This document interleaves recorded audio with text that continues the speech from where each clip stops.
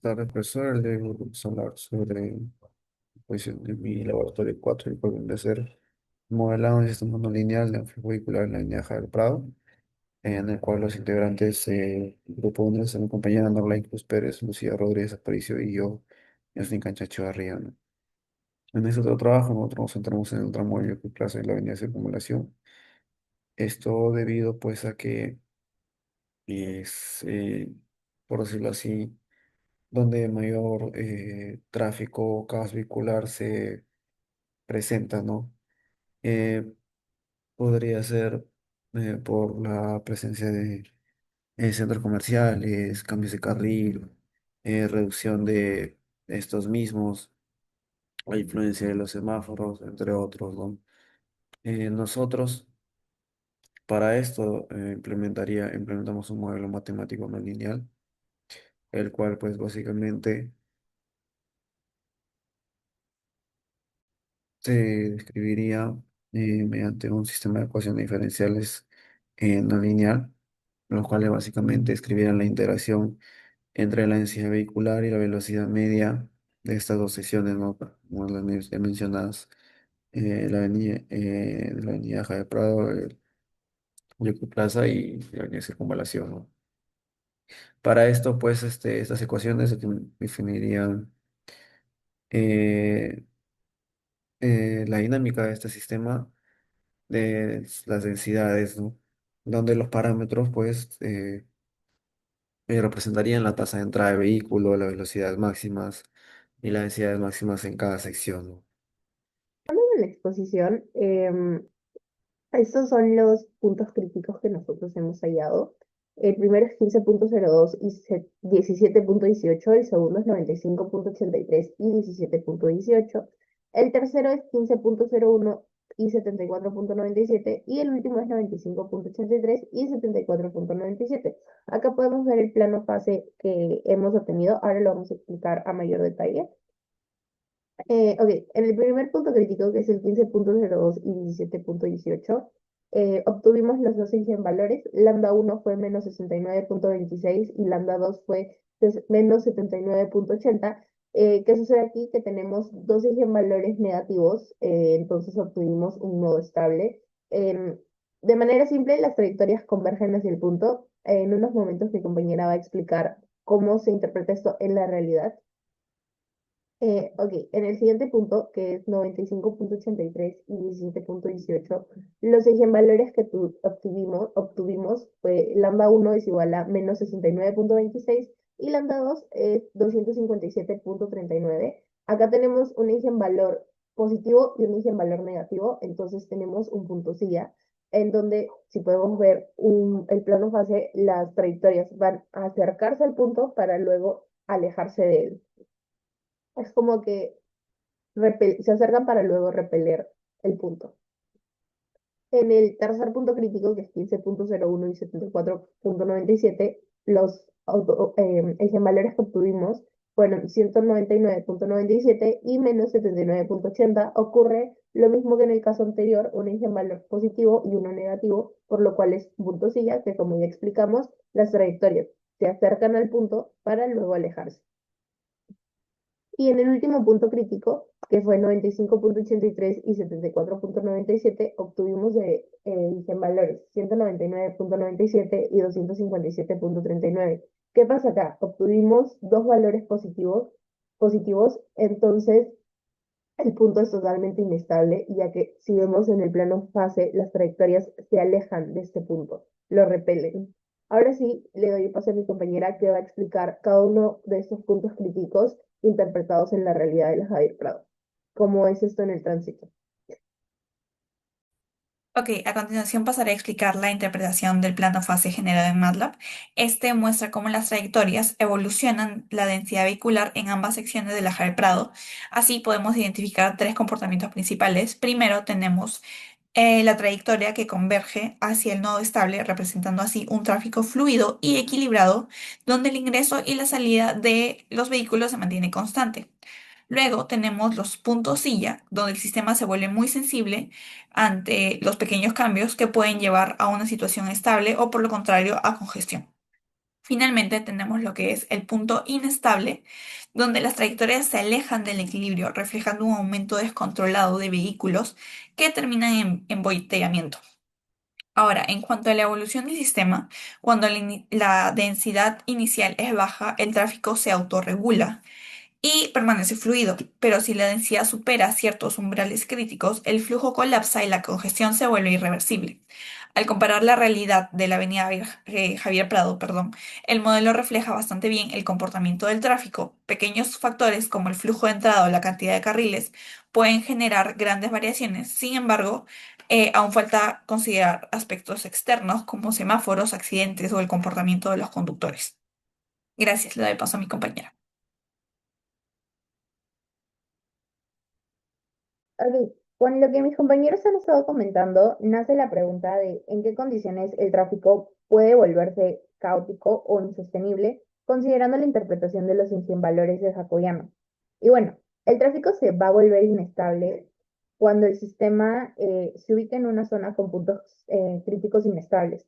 ¿Y cuándo ocurre esto? Esto ocurre cuando los valores propios del Jacobiano tienen una parte real positiva.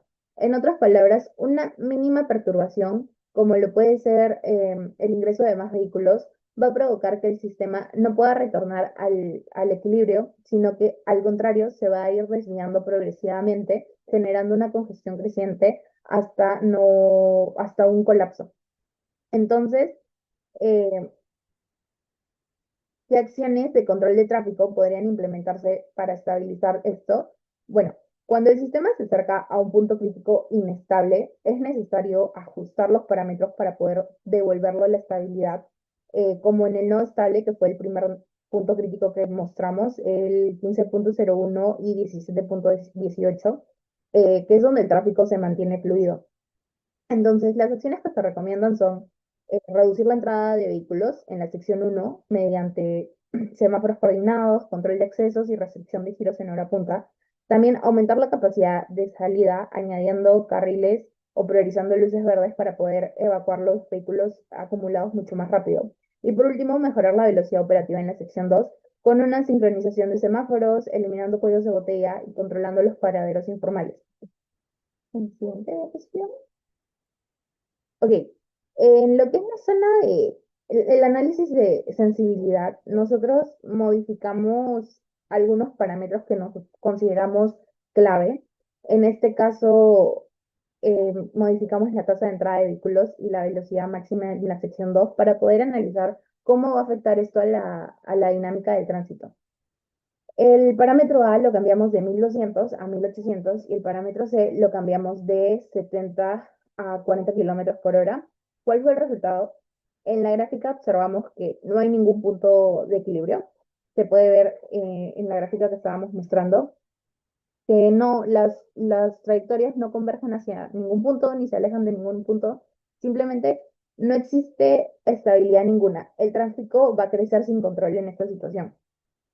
Entonces, sí existen valores críticos a partir de los cuales la congestión se va a volver irreversible.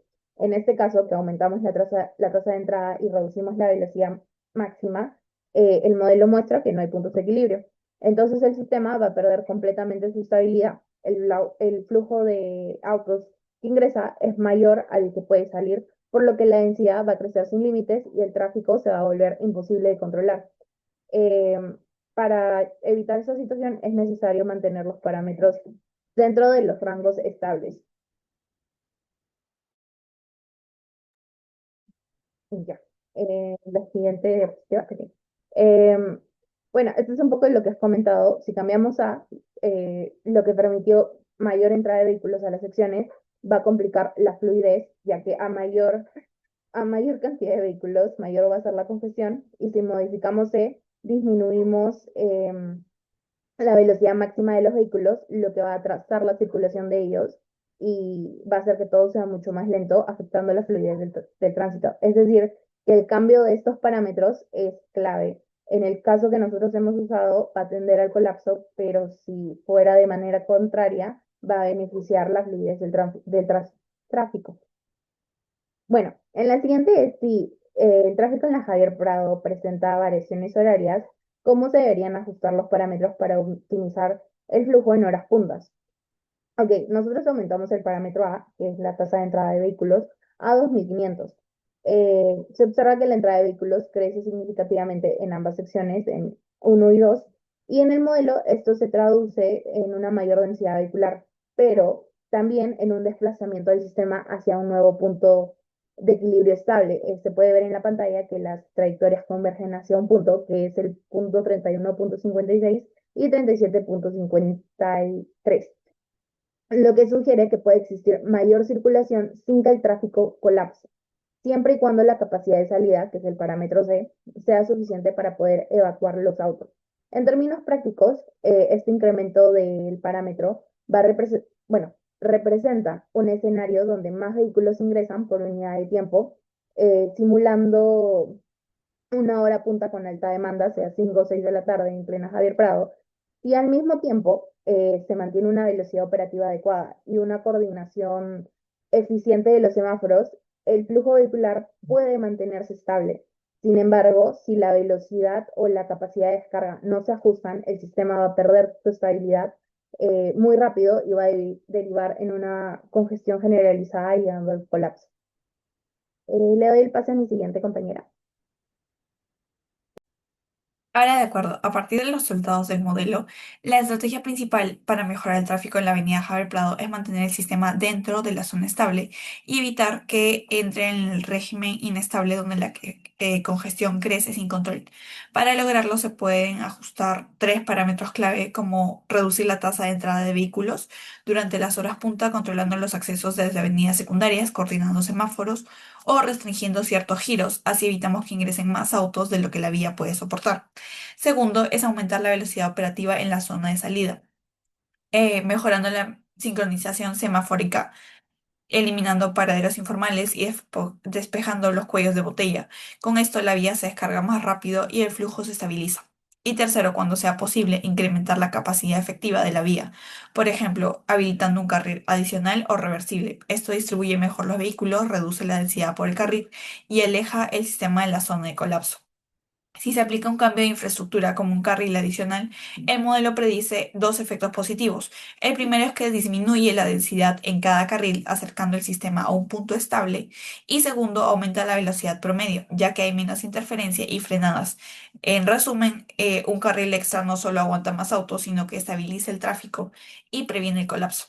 Sin embargo, este modelo tiene algunas limitaciones. Por ejemplo, usa promedios y no refleja el tráfico real, que tiene frenadas bruscas o eventos imprevistos. Tampoco considera los semáforos ni los cambios horarios en la tasa de entrada, en lo que hace que se subestime los picos de congestión.